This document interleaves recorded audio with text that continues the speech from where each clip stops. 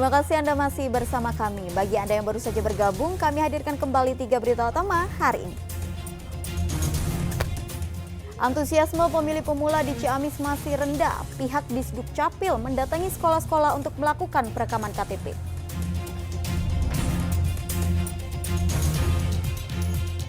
Mayat seorang perempuan ditemukan mengambang di Sungai Cimanuk, Garut.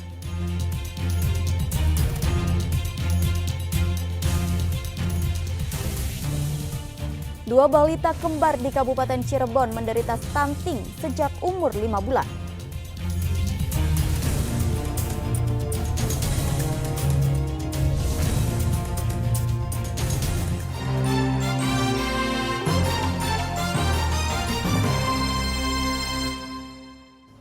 Sesosok mayat perempuan ditemukan di Sungai Cimanuk, Garut. Mayat tersebut pertama kali ditemukan oleh warga yang sedang memancing. Usai dievakuasi, jasad korban dibawa ke rumah sakit untuk diidentifikasi. Begitu ada laporan sesosok mayat perempuan di Sungai Cimanuk. Petugas gabungan dari BPBD, TNI, dan polisi datang ke lokasi penemuan. Petugas gabungan mengerahkan perahu karet untuk evakuasi jasad korban. Mereka sempat kesulitan karena arus sungai yang cukup kuat. Mayat perempuan ini pertama kali ditemukan oleh warga yang sedang memancing. Mayat ditemukan dalam kondisi telungkup dengan ciri-ciri berambut ikal dan menggunakan baju berwarna putih. Diperkirakan umur korban antara 35 tahun hingga 40 tahun. Posisinya itu ada di tengah-tengah sungai, jadi perbatasan antara Kecamatan Tarogong Kidul dan Kecamatan Garut Kota. Jadi itu mayatnya telungkup, itu seperti nyangkut ke pasir, jadi nggak gerak. Setelah dievakuasi, jasad korban dibawa ke Rumah Sakit Umum Dr. Slamet Garut untuk diidentifikasi. Hingga saat ini belum diketahui identitas korban. Eko Setiabudi melaporkan dari Kota Garut. Seorang sopir mobil box tewas tertimpa pohon tumbang di Jalan Penyingkiran Majalengka. Pohon tumbang akibat hujan deras disertai angin kencang.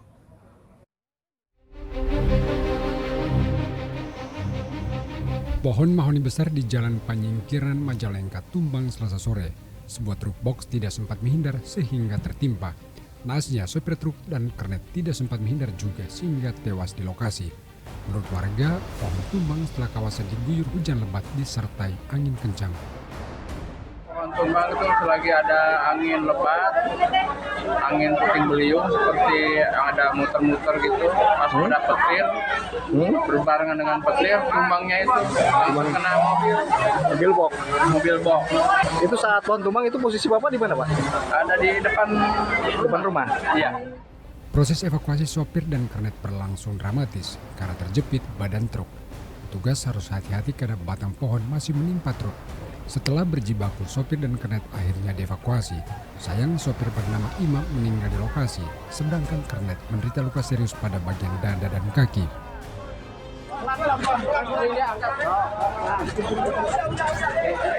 Semuanya lepas. Mobil box pengangkut air ini tertimpa saat melintas dari arah Kadipaten menuju Majalengka.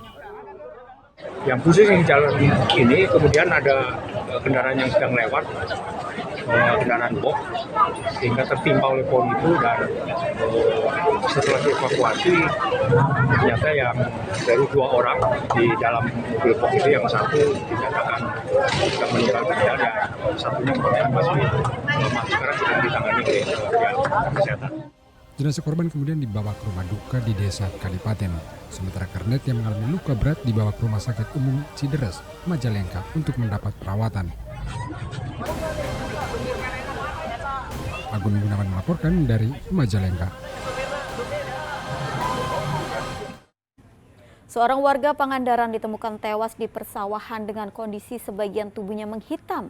Diduga korban tewas karena tersambar petir.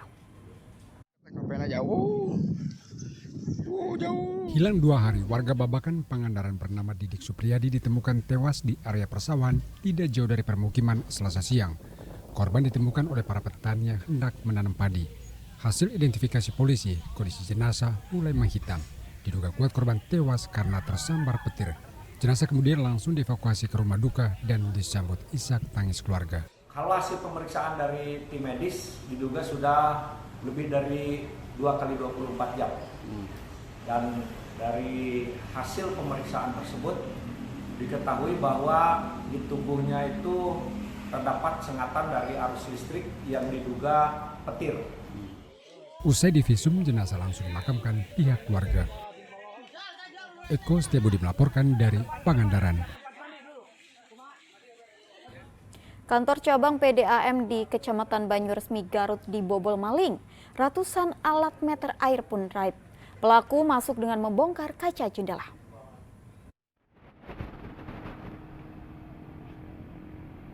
Polisi dari sektor Banyuresmi langsung datang begitu mendapat laporan dari pihak PDAM Banyuresmi.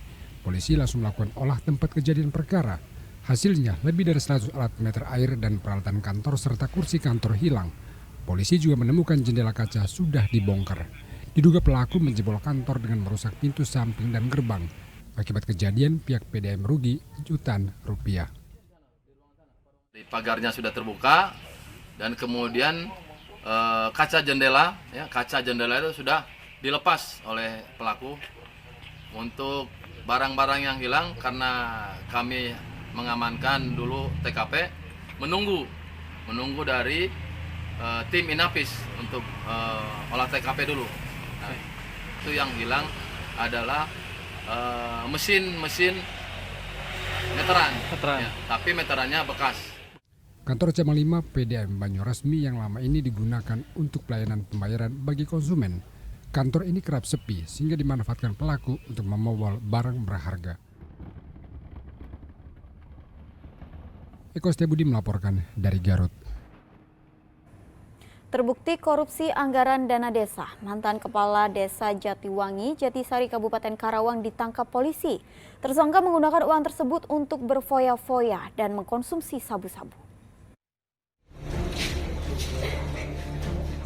Awan, mantan Kepala Desa Jatiwangi, Kecamatan Jatisari, Karawang ditangkap karena korupsi anggaran dana desa tahun 2020 sebesar Rp221 juta lebih. Awan sendiri merupakan Kepala Desa Jatiwangi periode 2015 hingga tahun 2021. Uang yang seharusnya digunakan untuk pembangunan desa dan membuat area taman untuk mempercantik desa, malah digunakan Awan untuk hal yang tidak bermanfaat bagi masyarakat. Uang ratusan juta itu justru dihabiskan untuk berfoya-foya. Awan kerap datang ke tempat hiburan karaoke dan mengonsumsi sabu-sabu. Ternyata yang bersangkutan itu memang dengan sengaja menimbulkan kerugian negara atau melakukan penyalahgunaan dari anggaran dana desa itu. Yang pertama adalah untuk keperluan pribadinya, yaitu dengan entertain di karaoke dan termasuk mengkonsumsi narkoba. Di mana akhirnya kami ketika melakukan pengecekan urin terhadap yang bersangkutan ternyata positif mengkonsumsi metafetamin atau sabu. Selain menangkap Awan, polisi turut menyita barang bukti buku laporan pembangunan yang diduga fiktif. Atas perbuatannya, Awan dijerat dengan pasal 2, 3, dan 8 Undang-Undang Tindak Pidana Korupsi. Tersangka terancam hukuman 20 tahun penjara. Syamsul Nursa melaporkan dari Karawang.